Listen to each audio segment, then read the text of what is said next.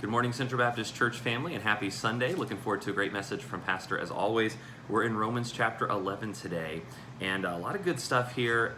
This is a deep chapter, still a lot about Israel, a lot that requires further explanation, but we just don't have time for that today. So I'm going to just dig into the first few verses and do my best to make sense of a message I believe is timeless for all of us. While the truth is specifically applicable to the people of Israel, I believe there's a timeless truth in these verses. So in verse number 1 it says, I say then, Paul speaking to the Jews, hath God cast away his people?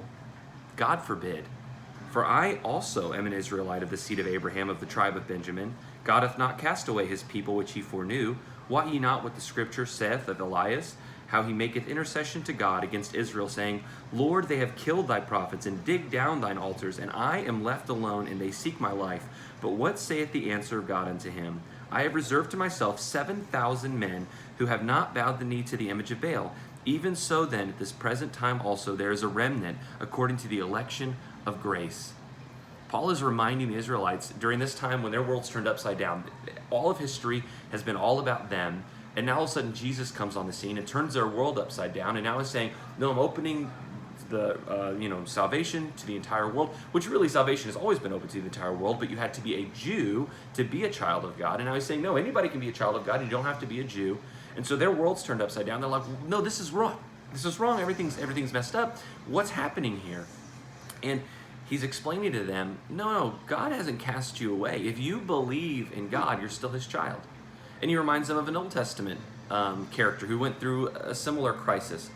Elijah thought he was the last prophet left. He thought he was the last believer left. And he even says here, he says, Lord, they have killed thy prophets and digged down thine altars, and I am left alone, and they seek my life. But what did God say to him? He says, no, I've reserved to myself 7,000 men who have not bowed the knee to the image of Baal. He's reminding him of two simple truths. First of all, God will never cast away his children. He's never going to forget about you. And you're never alone. You are not ever going to be the only follower of God left. And I get it, during these uncertain times, we might feel a little bit alone. We might feel like God has forgotten about us in a way. We're meeting for church in much different ways now, virtually, where we're not assembling, we're not doing normal outreach like I talked about yesterday.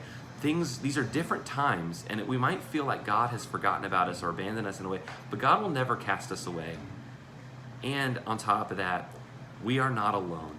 So be comforted and encouraged in that fact that God is always with us, and we will always have other believers doing the work of the Lord and the work of the ministry and spreading the gospel alongside us as well. So let's continue to encourage each other. Let's continue to stay faithful to God. Let's continue to do the work that God has called us to do in these uncertain times, yes. In these uncomfortable times, yes. While we might feel really lonely, I get it. But let's keep doing the work. Let's remember that God is always for us, God is always with us, and we are not alone.